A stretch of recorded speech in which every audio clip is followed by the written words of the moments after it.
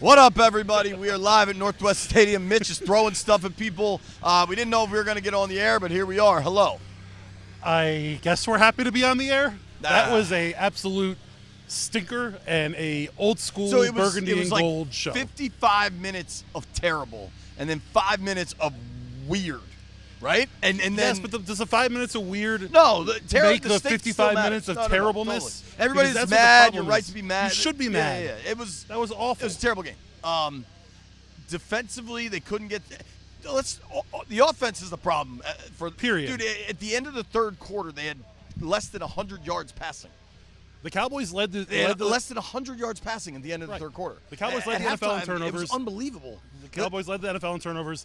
The defense did their job for most of the game until the final 5 minutes, but it should have never even gotten to that point. It's the first 55 minutes of the game that was the problem. It was atrocious. Dude, the Cowboys, that was the first six possessions. Block field goal, missed field goal, fumble, punt, before a field goal, like, what are you doing? And you know how much they took advantage of that? Not at all. How about look at the Commanders' first six possessions? Field goal, missed field goal, pair of punts. Starting possession. Yeah. Dallas 40, Washington 30, Dallas 47, Washington 42, Dallas 40, Washington 15. Those first six drives, they started in essentially plus territory, dude, and came away with 3 freaking points. What I find a little frustrating is I tried to ask Dan Quinn, hey, what's your concern level? And he just wants to dismiss that. Like, I'm not concerned. It's all about execution. That's your word, not his. It might be. Yeah, that's my word. I'm concerned. Are you concerned? Absolutely. Offensively, it's been going the wrong way for weeks, and I don't want to pin all the blame on Jaden, but like these are consecutive games where you're like, oh man, that's his worst game yet. Oh man, that's his worst game yet. I think the injuries on the offensive line continue to be a factor. I think there are just no playmakers. They don't. Terry McLaurin's an excellent receiver, but he's not necessarily quick twitch, beat you off the line, instantly create separation. They don't have those guys. No, they have none of that. Curtis Samuel gave them some of that. He's in Buffalo. Curtis Samuel also wasn't healthy, ever. I'm just saying, like, I do think part of the pass game problems are that they don't have the right pieces for the pass game. I also now think Eckler's going to the hospital. Team spokesperson tells us that. Obviously sustained a concussion. B-Rob it looked awful, but was able to come back on the field. But then didn't play a whole lot. They didn't run the ball with him a whole lot. Wiley has a concussion. Biotish was checked for a concussion. He had to miss some time. 74, Brandon Coleman had to miss some time. He had a big old wrap on his shoulder after the game. Listen, this team is beat up and the offense isn't performing well. To me, the biggest issue is not with so much the execution, which is a huge problem in and of itself. Sure. It feels like Jaden is regressing mentally. And but then he's able to pull that last drive. Not even he made a great deep drive. I'm not talking about the Terry. I know, you're talking about the drive before that. Yeah. It was in the first half. In the 2-minute drill. He had bad misses. He had bad misses, but right before the 2-minute drill, the interception on the throw to B-Rob, he's being chased because he's getting pressure, and he decides to unload it to B-Rob.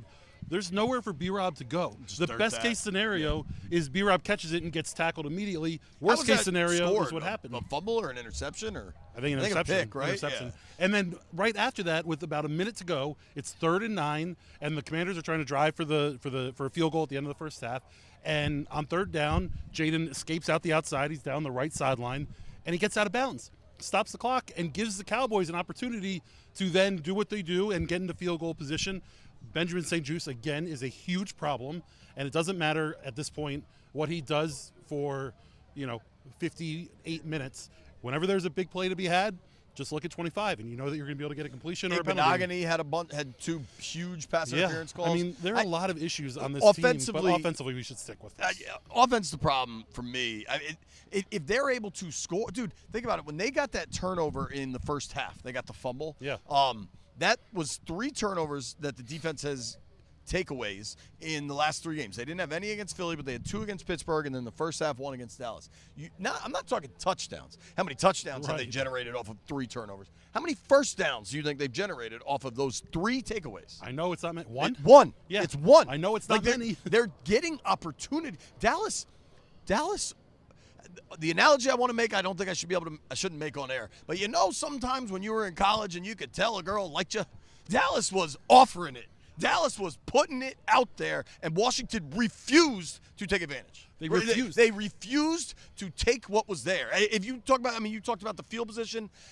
That first Dallas field goal, wanted them. Dallas wanted the score to be 23-6 at halftime, and it should and have they just been. refused. And let's also And we got to bring Kingsbury into the discussion. Absolutely. There's a lot of pin discussions we've had over the years that are going to be unpinned very quickly right now. But it starts with the first field goal they kicked. It was a 48-yarder by Seibert. It was a 4th and 2. Yeah. This team has been borderline automatic on 4th down outside of outside of a couple extenuating circumstances. And they get conservative and decide to kick a field goal there. At the time, you're saying, oh, you take your points when you can or whatever. This offense will get going and move it. But this offense hasn't been getting going. It hasn't been moving that well. I also think you have to take advantage of that. 3rd and 2, they tried the little outside slant, I guess, to Brown, who doesn't run the best route. Jaden doesn't throw the best pass, whatever. It's incomplete. In my mind, when you pass it there on 3rd and 2, it's because you're going for it on 4th and 2, and you're just going to run it again. At that point, they were beating them up on the ground pretty good. Dallas is 31st in the NFL in rush yards allowed. They're giving up $150 a game. And what did they give up today? I can pull it. Did they give up 100 yards? I know Jaden got on the ground a little bit and got moving. Yeah, I think the totals will look bigger than you expect. The fact of the matter is, no, 91. Yeah, none of the actual running backs touched the ball. You want to talk about a pin conversation? I know no one's going to want to hear this right now, but I think you need to have a Brian Robinson pin conversation, or maybe we should just have it. I love the kid, and I think that he is a huge part of this offense. He is always hurt. Yeah, we're getting to a point. You can't help the gunshots last year. That was a terrible situation. It was 2 years ago. 2 years ago, I'm sorry. But outside of that, he's been on and off the field every year, every couple games. And when you can't get any consistency going, particularly in the run game, obviously it affects everything else. What about Kingsbury? He wasn't thrilled at the suggestion that the offense is slow down in the second half, getting harder and harder to get away from that. What I said about this game is that this game had the chance to be the narrative extinguisher. Like the narrative that Jaden's hitting the rookie wall or whatever, the narrative that Cliff can't get it done, offense, gets bogged down in the second half of seasons. Like you could have shut all that down against a bad Cowboys defense, and you didn't. You allowed the narratives to amplify, and at some point, maybe they're not narratives. Maybe these are real questions, real issues. And I kind of think that's where they've gotten to. Dallas has given up 30 in 4 of the last 5 games. They ended up giving up 26 tonight, but let's be real. That was 9 points. Maybe you want to give them one extra touchdown for that, 4-minute drive. Washington finished touchdown, field goal, touchdown, pick. Well, the pick's a Hail Mary. Yeah, it's just it's a problem, and I think there was a super sugar high early in the season when this offense was running so well. I didn't think it was a sugar high though. I thought it was sustainable. I thought it was real too. I think we both did. What do you think has changed? I think a whole bunch of different things? No, I think the caliber of football player they have on the offensive side of the ball and honestly defensive side of the ball isn't good enough. And as teams have started to adjust, as players were running wide open against Cincinnati and against Arizona, defenses are adjusting and understanding what these teams do. You mentioned Noah Brown, unable to get any separation. Zach Ertz, not a big separation guy. Basically, dude, you look everybody. How many guys do you think are true number ones? Like, how many dudes on this team, they may be a one on this team, but, I think Noah Brown, if he's your third receiver. He got cut by Houston earlier this season. And now he was probably their leading target guy tonight. Yeah. And, I think Ertz helps you a ton, but he might help you a lot more if he was your second tight end. Or even B-Rob Eckler. You look at Saquon I think there was Robinson. a real listen, Saquon's in his own stratosphere. Right. I think B-Rob has the potential maybe to be a real number one, but he's got to be able to stay on the field, and that just hasn't happened. And dude, they lost the game just to the point that Dallas tried so hard to give this away. The Cowboys were 2-11 on third down. They were 2-11 on third down. What did Cooper Rush end at? They 250, 2 touchdowns, 24 of 32. Yeah. 75% completion. And dude, a lot of those misses were him just missing. 2 weeks ago, that dude threw for 45 freaking yards. Right. And he comes out here and throws for 250, and they move the ball with ease. CeeDee Lamb is a very, very good player. CeeDee didn't kill you today. He had some numbers, and he had a couple nice runs. Cooper freaking Rush now has beaten the burgundy and gold twice. Rico Dowdle went for 86 on you. The entire defense was a problem. Honestly, to go back to Seibert, you got to go back to Gonzo now? Knowing this coaching staff? 2 decision-making things. DQ just told us in there that the Turpin touchdown return, which, oh my God, that guy's speed and the spin move he hit, oh my God. But that was intentional. Everybody's like, oh, Cyber can't kick it out of the back of the end zone. Maybe he can, maybe he can't. DQ told him to kick it there. They were hoping to get a dirty return. That was the goal. He also, real quick, Quinn also said it's tough to kick it out of the back of the end zone. For some guys.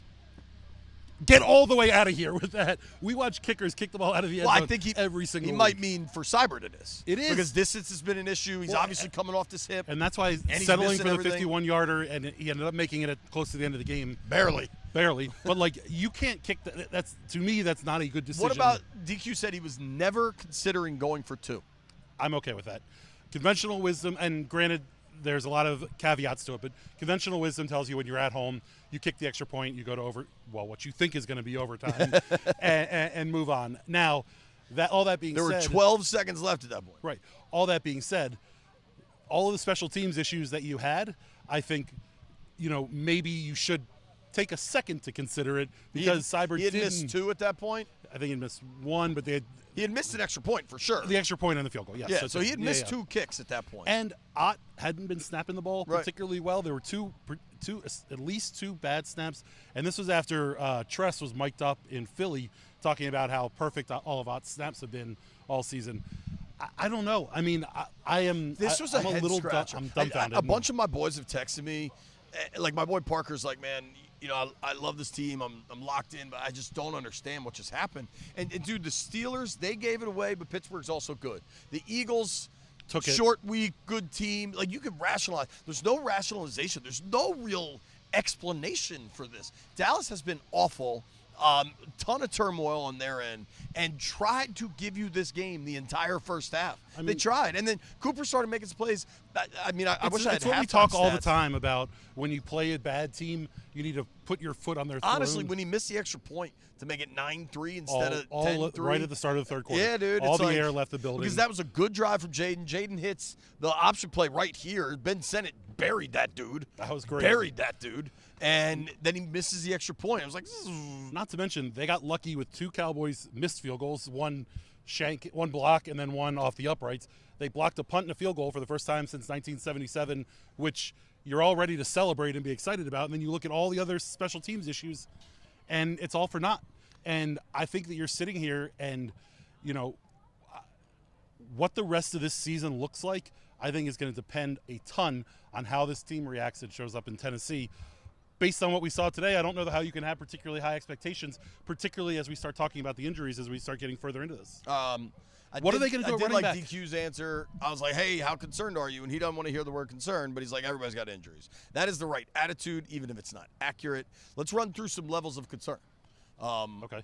How concerned are you about alarms on the overall team? Sure. They're now 7-5.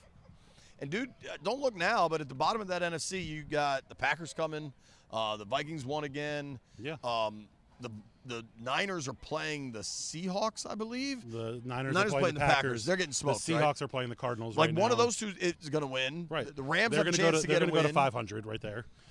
Listen, the talk of division and more. Oh, yeah. Where are you at on the division? Yeah, not happening, which is fine. I mean, there was a very real path to having this December 22nd Eagles game mean a lot. And it still may as you start looking at division standings and all those different things. But, the Commanders are 7-5. You lose 3 in a row, dude. And right. You lose your 3rd in a row at home to a bad division team. Division games are crazy. Like, in a vacuum, I can sell you this loss is no big deal. Oh, you're playing your absolutely not. In a vacuum. Nope. This one game, just hang on, big man. Okay. You're fired up tonight. I am fired up. Yeah, but I think there's a lot of factors involved. Sure. But listen, one game, division opponent. The Steelers just lost to the Browns. Like, this stuff happens. There are fluky divisional losses. In a vacuum, you can try to understand it. What I'm saying is, this isn't in a vacuum. This is 3 losses in a row where, frankly, you've looked worse each game. The Steelers game, you were right there, should have won it, gave it away. The Eagles game, they were better. You were in it, but they were better. And then this thing, went unfathomably, south. Dallas was better. Yeah. And by the way, Tennessee, I think this is getting worse. Tennessee, I think they're 3-8. They beat the Texans today. You had Will Levis throw for 300 plus yards. Beat the Texans on the road. I believe they had Levi's two different finished 100 for yards. 278 and 2 touchdowns, and Tony Pollard went for $120. I mean, as much as that's a winnable football game next week, it's a real question mark Hell, about. what's the look-ahead line? I bet they're -3. Commanders -3. Home field against the 3-8 Titans. Maybe 3.5. Maybe a little bit more than that. You get home field against the 3-8 Titans. Listen, that tells you whether or not fans or people are concerned. Vegas is. Vegas knows. Now, we don't know what the line is. See if you can get that. Might be a little bit bigger than that, but the only. Can it be, though? Is there a small positive that you take away from this in that Jaden ran the ball well and looked healthy? Sure. And as far as carrying the football and being on the field, which hopefully is a springboard towards what the rest of the season looks like. But that is, that's what's crazy. How was the play? Other than that, how was the play, Miss Lincoln? Yeah, I mean, Jaden definitely looked healthy. That's a positive. I think, but if he looked healthy, he also looked pretty bad passing, at least in the first half.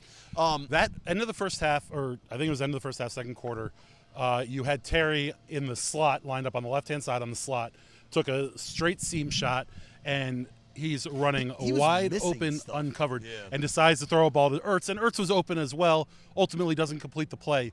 But going back to... I thought he missed a couple deep shots, and then the deep shots he took... They weren't always great. He threw accurate, the ball out of bounds a couple times. And that's right here. And that's why I'm talking about Jaden with the mental, with my worry being the mental steps back that seem to be happening, where he's making mistakes that he wasn't making earlier in the year. And that's part of what made him successful as a rookie QB, and what I think the sustainability and the excitement about what this offense looked like was because Jaden wasn't making these rookie mistakes. He was able to keep his head underneath him. He was able to do all those different things. And to come out and lose to this Cowboys team is. So what's your 25 alarm scale? How concerned are you? If we're talking, I want to go through individuals, but if you want to just give the collective, that's fine. I think we can go through some individuals as well. I think if you look small picture as far as this season goes and playoffs and what they can do, it's a solid 23 alarms, give or take. And there's some loser Cowboy fan yelling at us up there. Loser. Now, 23 alarms out of 25 in terms of like making the playoffs or the success of this season, or all the positives that we've built up through the first, let's call it 9 weeks of the season, 8 weeks, I think, and maybe 7 weeks, because I don't know that you can really count the Bears Hail Mary as that was that wasn't great. That wasn't a great game. I think you could almost look that. at the Steelers game and take some positives. Sure. The point being, 7-8 weeks, there was a lot of momentum towards this team being very good and moving forward. And I think about it as you're a Rounders fan. Did you watch the movie? Yeah. Did you see the movie? So when Worm first gets out of jail, he goes and plays a bunch of poker games and thinks he's learned how to cheat and he can beat the game no matter what. Right. I kind of feel like that's what these coaches are sitting here. Hey, we've done a really good job with this offense and defense and special teams. Maybe we don't need these great players to make these things work, because our scheme and their play and their buy-in, I like that analogy, has been really good. And then eventually Worm gets his ass kicked. Exactly. And we're in the moment right now where Worm is on the ground, ground the cops getting kicked and beat. Let's hope that's not the case. I don't hate that analogy. I think my concern level is not as high. Crazy things happen in NFL seasons. This was an awful loss, though. Awful, awful, awful loss. And it's hard to not allow yourself to think this is a harbinger of more to come. And part of that is the PTSD of 25 years of showing up to big games. Remove the PTSD and just look at it this year. And they were bad and delivered a complete dud in a major moment. In a game that they were a 10-point favorite in. In a game that Jay-Z was at. Like, I don't get into effort. They all tried hard, okay? But they were clearly ill-prepared? Clearly. I don't. Bad game plan? Unfathomable. I'm telling you, this one's hard for me to explain. I'm concerned. I'm probably not as high as you, but I'll go and I like trying to establish what we're concerned about. And the concern is they've built something. They showed signs of really building something, and now you wonder if it's a sandcastle and it's just going to get washed out to sea, or if the foundation of this thing is at least permanent. And that's why those houses in the Outer Banks you always see that are full houses just drifting out into the ocean. That's why in the short-term picture, talking about this season and what the season means, I think. I am very, very concerned. If we zoom out and take the 30,000-foot view and think about where this franchise is going, this is way more success than they expected early on. I think you can see by level, but yes, there has been much better play. What if they finish at 9 wins? Yes, that's a problem. So you know what's funny is when they got to 7-2 and all the stats kept being best since '96, they finished that year I think 9-8-1. Yeah. Or maybe my math's off. 9-7-1. It was when they still played 16. 16. Yeah. 8-7-1. Something like that. Like they fell apart in the second half. And you hope that's not what this is, obviously. But today makes you ask real tough questions. The last couple you could talk your way out of, no problem. This is a real tough question conversation. I mean, do you want to go by position? Like if you got a girlfriend and she's got a bunch of friends that are guys, cool. If you got a girlfriend and like randomly she stayed at her buddy's house one night because she was too drunk to drive her car or whatever, all right. But like too drunk. Today was you got cheated on. Like you got to make a decision. You got to cut this girl. Like today was too far. Something's got to happen. Then I agree with you. Today was too far and awful. What happens if you go out and lose to Tennessee next week? You've already broken up with her. What are you doing? I don't know. Because you still got to finish out the stretch. Level of concern for DQ. What is your level of concern? You made the coaching analogy. DQ, Cliff, put them all together. That this collection is actually mid, and this is what is going to happen. I think they over succeeded, just as Ron Rare did in his first season. But he had to get hot late, kind of nonsensical. Right, and I think as we look, if we talk about the 7-2 and the high of 7-2, if this is the bottom or on the way to the bottom at 7-4, we 7-5. Maybe we overreacted a little bit. Not maybe we overreacted at 7-2. I don't want to necessarily overreact at 7-5. Well, and when we had the baby out with the bathwater. When we had the pod at the casino, we were both saying like we got to level set this thing. Right, they're already way ahead of pace, and I think it's just. But my extension of that was Fortier. Come here real quick. My extension of that was it's level set as long as they beat the Cowboys. We're live. Oh, wow. Sam Fortier, TikTok Sammy from the Washington Post. I can see this. What's your level of concern with this team right now? 25 alarms. 25 out of a scale of 25? Yeah, it's a little weird. Okay. Yeah. I would say 15 alarms. Okay. I'm definitely more concerned. That's just the post mic. I like that. I mean, this is a team that hasn't played well 3 straight games. You lose the excuse of, oh, it's a short week or oh, it's a great defense. Like this was the worst defense in the NFL loss. Statistically. It's a terrible loss, and I think that look, you can argue, as Zach Ertz did to me in the locker room after the game, this is not a scheme issue. He was very adamant. This is like not a Cliff Kingsbury second half letdown thing. It's like, okay, sure. If it's execution, then like you guys got to get it right. They are saying they are sticking to their story with execution. Right, and I mean, there was a couple drops. There were a couple blown assignments that I think stood out. But Jaden missed a few. Yeah, but it wasn't as glaring as it was against Pittsburgh and Philly. This to me was way like. We'll have to go back and watch the film, not to sound like a player, but man, it's a problem. It's a big problem. Hard to explain. Yeah, absolutely. Yeah, all right. I know you got TikToks to post, maybe stories to write. You're killing me. Hey, tell everybody your TikTok. I'm just glad you got a mic file. SAM the number 4 TR. Wow, thank you for shouting me out. There you go. All right, you can also read his stuff in the Washington Post. Yeah, or just follow him on TikTok. Yeah, or just TikTok is really the important one. Although I will say JP's omelet videos might outdo his, which is quite funny. Sorry, Sam. I mean, I make good omelet videos. Here's my thing about the coaching staff as a whole. Sometimes you got to break a few eggs. Yeah, I mean, they might need to break a few eggs. Nobody's getting poached eggs. Absolutely. There's no poached eggs and there's no potatoes for nobody. No. The coaching staff, it's their first season working together, and there are certain moments where you can see the lack of talent, speed, whatever, and the two that I can point at are the blocked field goal, where Mike Davis is trying to bring it back, just doesn't have enough speed. And then there's nobody on this roster that is Cavante Turpin.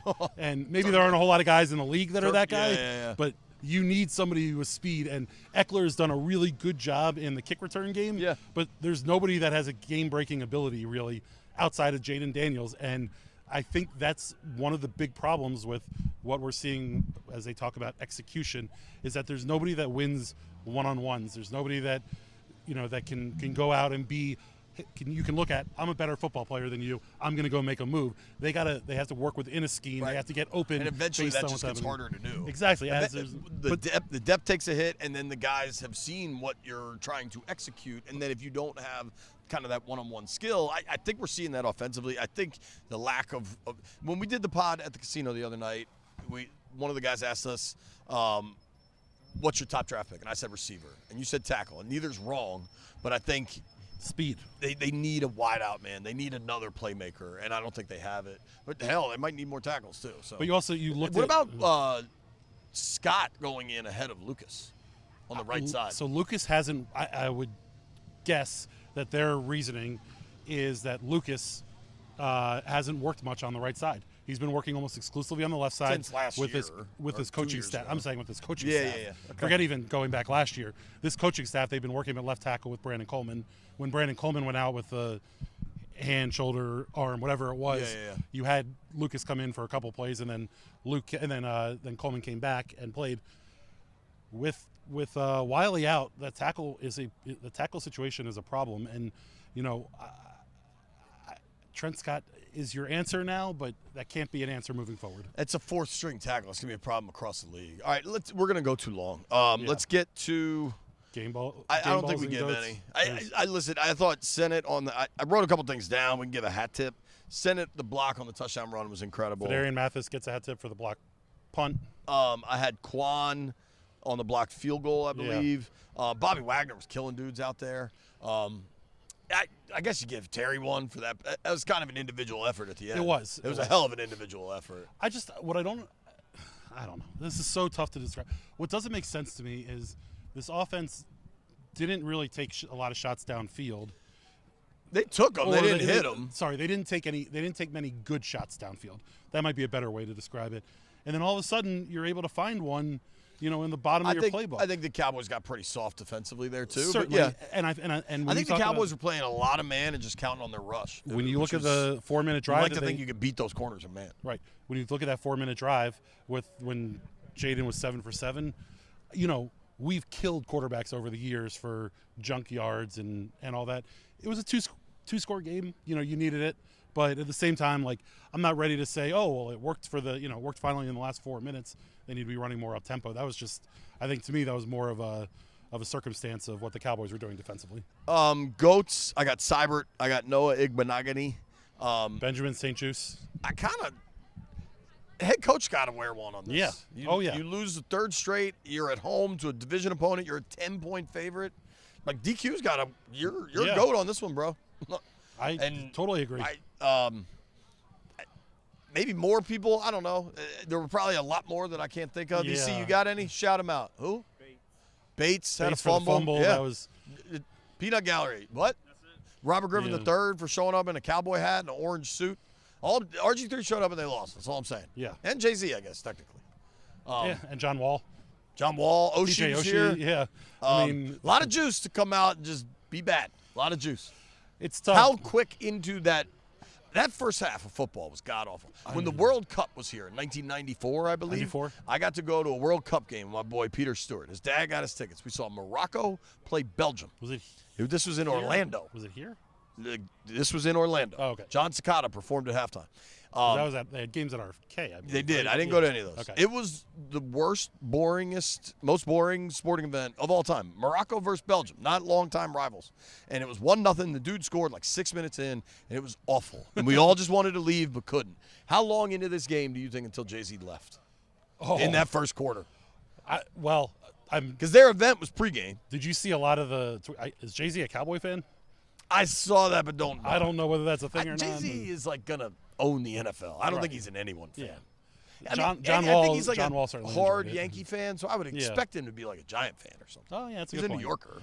But Either way, I don't know. I bet he didn't stay that long, and quite frankly, that was one of the worst halves of football that we've watched, and we've watched a lot of really bad Let football. me be clear, lest anyone think we're not being critical enough. If you're sitting in your car or you're watching this on the stream, and wherever you might be, and you're thinking of someone as a GOAT, you're correct. You're right. Right. Can we give a GOAT to the whole damn team? Yeah, because that's more. Tyler Ott, GOAT. Yeah. You can't be rolling snaps back there. Sold. Go through the stuff. Along with everything. Let's get out of here. All right, let's get to the stuff. Brought to you by BetMGM. Shout out to BetMGM. We had a lot. I wish we were there. National Thursday Harbor was way more fun than National Sunday. Harbor was awesome. The BetMGM Sportsbook is incredible there. Tap Sports Bar is awesome. Had a buddy eat last night before Matt Rife. That was fun. 100 chips. Wes went there? Wes went there Nice. last night. I had some buddies that went to that Matt Rife, dude. I'm unfamiliar with his work. He's funny. He's a good. That's what I hear. You know what? I don't know about a full hour, 2 hour, 3 hour, whatever long this thing is. But I don't think many comedians go 3 hours. an hour, 2 hours, however long they go. I think it's But like 45 minutes. To an his hour. 30-second clips on Instagram, hilarious. Okay. So that's all I got for it. Good to know. 100 chips. I came in at minus 200. I don't even want to run through them. I lost all 100 chips. Nobody won anything, right? B-Rob, yeah, no one won any chips. You at had all. the B-Rob Palooza. I had B-Rob to No, score. I had B-Rob. Did you have a three-way parlay? No. I had Wash minus 10.5, Austin Eckler over 20.5 receiving yards, You get that? and Brian Robinson over 67.5 rushing yards. Did anybody get any of them? None of the three of those hit in any way, shape, or form. Oh, there it is. Yeah. All right, what did I have? Show me. JP had his. I had B-Rob. 50 on a B-Rob Yeah. touchdown and 50 on Eckler receiving yards. Obviously, neither of those hit. You drop 100.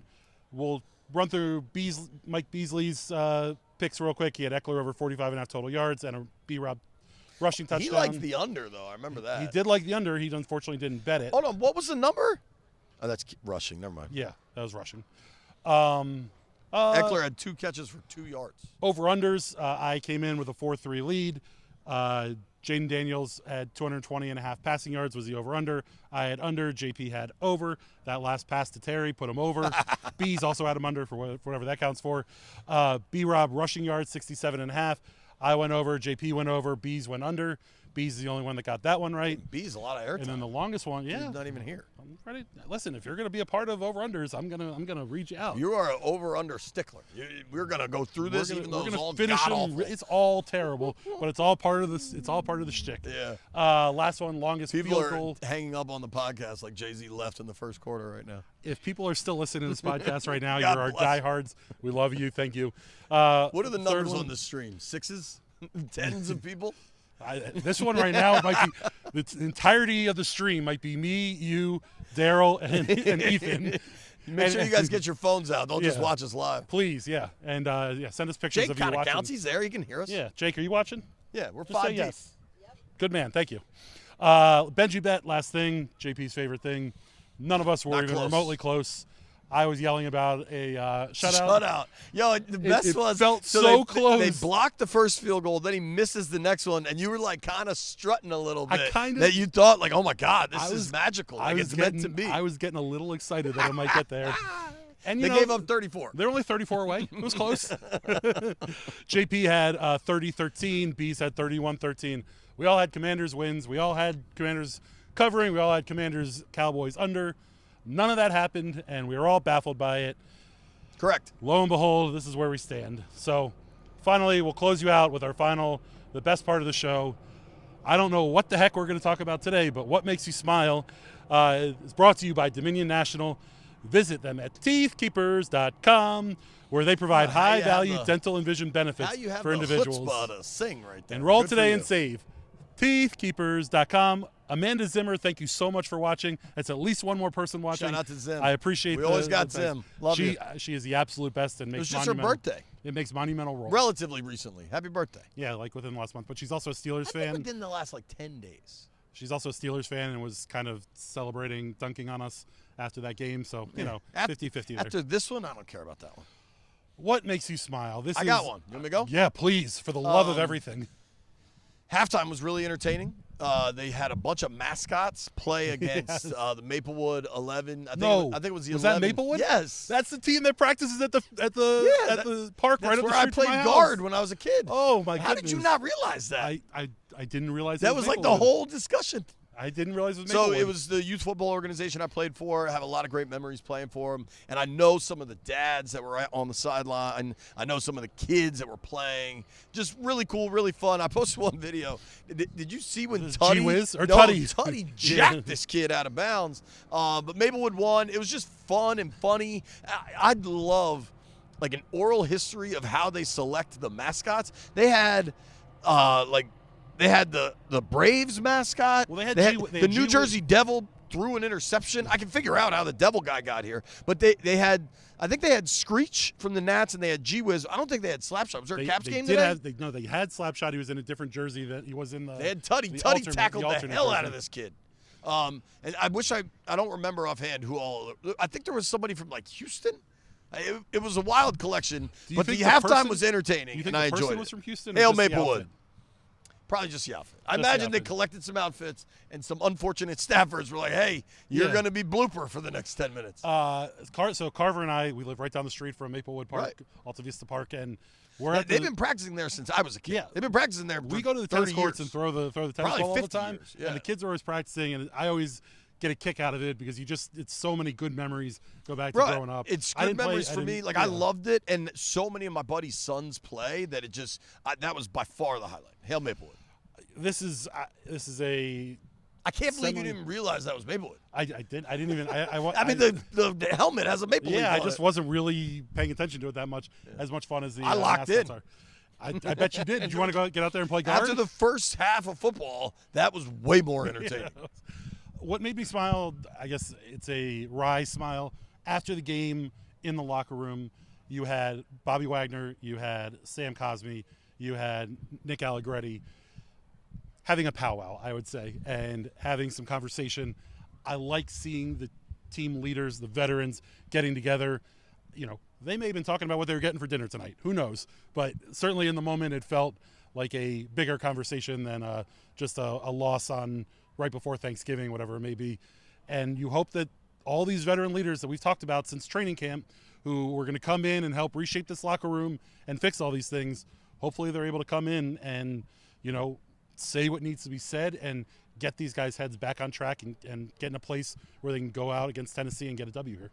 Dude, we were saying you got to be 9-4 at the bye. Well, now the best you get to Now is you got to be 8-5. Our schedule, we'll probably be back. Are we doing a show on Thursday? We're Thursday's doing a show. Thanksgiving. Happy Thanksgiving, everybody. Enjoy it. We will be back on Friday with a podcast. What are we doing? A TV show? Friday morning, we're going to tape a TV show. We talked about this before, but we can always. And then always good to revisit. And then after the Titans game, we'll be right back. We should here. do a pod Tuesday, Wednesday, or Tuesday. Audio. Yeah. Okay. We will be back right here in this exact spot after the game against the Titans. Is Daryl going to be here? You know, like Kyle Shanahan says, who knows when we're going to make it. Can we say something real quick? DJ texted the photo of Jay-Z being here to me and Mitch, and I tweeted it out with a photo credit to Daryl, and you did not. You want me to go through the 10 years of me being a photographer? Hey, I'm just saying. Hold on, no. Former photographer do you want to go through the 10 years? Oh. You want to go through the 10 years, the 10 years of you not crediting me for the pictures that I sent you for the sideline? I think, sure. Let's go through it. Name one. I can name 1,000. Okay, but name one. Tandler with a turkey hat. I got to give you a credit for Tandler with the turkey hat. But that was Happy on Thanksgiving, TV. everybody. It was also a screenshot. It was a picture from me right there. But that's okay. Mitch did There's a DJ million different dirty. things. We got to go. If you made it this far, I'll be here.